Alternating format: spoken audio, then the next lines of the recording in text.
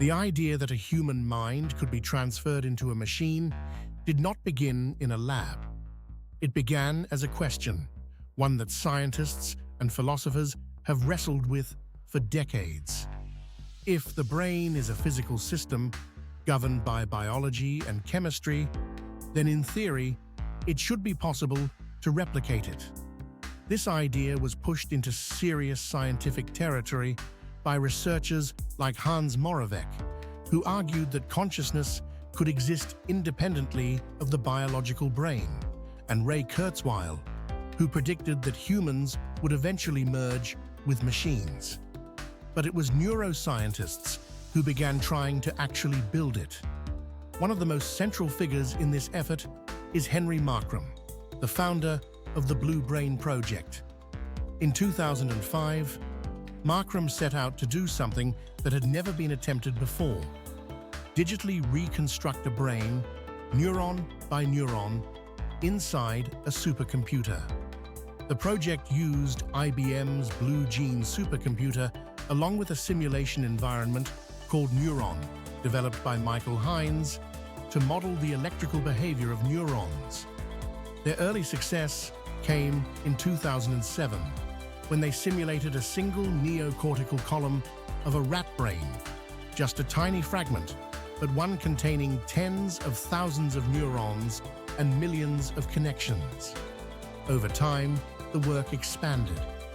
By 2015, they had simulated tens of thousands of neurons interacting together, and by the late 2010s, they were generating full 3D atlases of brain cells and even discovering that neural networks form structures in up to 11 dimensions, something traditional mathematics struggled to explain.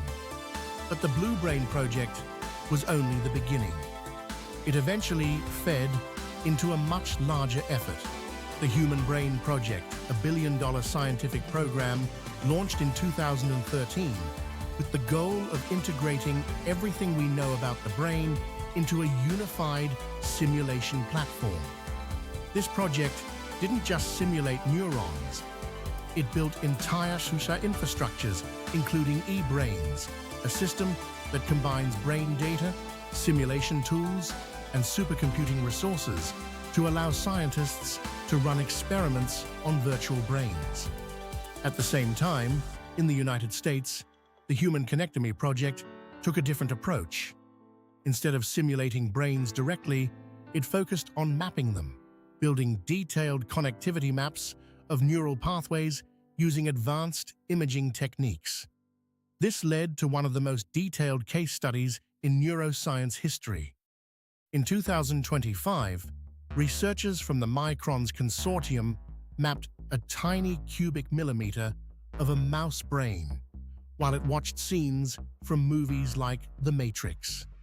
Within that microscopic volume, they identified over 76,000 neurons and more than 500 million synapses, revealing just how dense and complex even the smallest piece of brain tissue really is. And that complexity is exactly why whole brain emulation remains out of reach.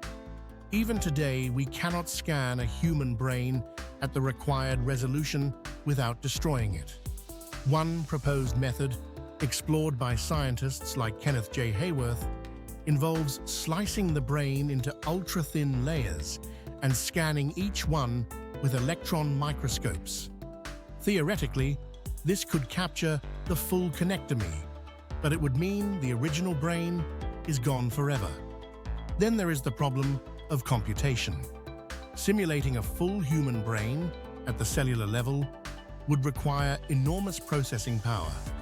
Current projections suggest that even a mouse brain simulation at full biological detail may only become feasible within the next decade, with human-level simulations arriving much later. To deal with these limitations, scientists are developing intermediate steps.